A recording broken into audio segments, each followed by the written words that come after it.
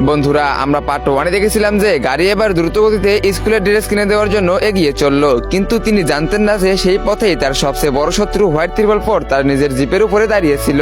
রাইস্টারের গাড়ি সেইখানে পৌঁছাতেই হোয়াইট ত্রিপল ফোর জোরে চিৎকার করে উঠলো, দাঁড়াও। রাইস্টার গাড়ি থামিয়ে বাইরে এসে বললেন, কি ব্যাপার? হোয়াইট ত্রিপল ফোর জোরে জোরে হেসে হেসে বলল, তোর কাছে যত ধন সম্পত্তি আছে সবকিছু বাইর কর। রাইস্টার রেগে উত্তর দিলেন, দেশের ধন তোর মতো ডাকাতের হাতে পড়তে দেব না। এই শুনে হোয়াইট ত্রিপল ফোর হঠাৎ ছুরি বের করে রাইস্টারের দিকে ছুরি মারলো। ছুরিটি রাইস্টারের বুকে লাগলো এবং তিনি সেখানেই লুটিয়ে পড়ে প্রাণ ত্যাগ করলেন। ছেলেটি হাউমাউ করে কেঁদে উঠলো, আমার দেশের গর্ব রাইস্টার মারা গেল।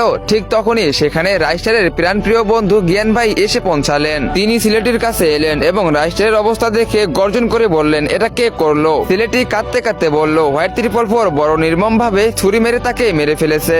এই শুনে জ্ঞান গেমিং এর রাগ আকাশে উঠে গেল। তিনি দাঁত কিরমির করে বললেন, সে অনেক বড় ভুল করেছে, আমি এখন তাকে ছাড়বো না। জ্ঞান গেমিং তার শক্তি দিয়ে আকাশে উঠলেন এবং হোয়াইট ত্রিপল ফোর এর দিকে রওনা হলেন। অন্যদিকে হোয়াইট ত্রিপল ফোর তার জিপে বসে নিজের দেশে ফেরার জন্য প্রস্তুতি নিচ্ছিল। ঠিক তখনই সামনে জ্ঞান ভাই এসে দাঁড়ালো এবং বলল, দাঁড়াও। হোয়াইট ত্রিপল ফোর জিপ থেকে নেমে সামনে এসে হেসে বলল, ঘোড়াদের দৌড়ে কি গাধারাও দৌড়াবে? এই বলে সে জিপে বসতে লাগলো। কিন্তু এই অপমান সহ্য করার মতো জ্ঞান গেমিং এর পক্ষে সম্ভব ছিল না। তিনি তার সব শক্তি একত্রিত করলেন এবং বিদ্যুতের গতিতে ছুটে গিয়ে এমন একটি জোরে ঘুষি মারলেন গাড়িতে, গাড়িটি সেখানেই টুকরো টুকরো হয়ে গেল এবং গাড়িতে বসে থাকা হোয়াইট ত্রিপল ফোর মারা গেল।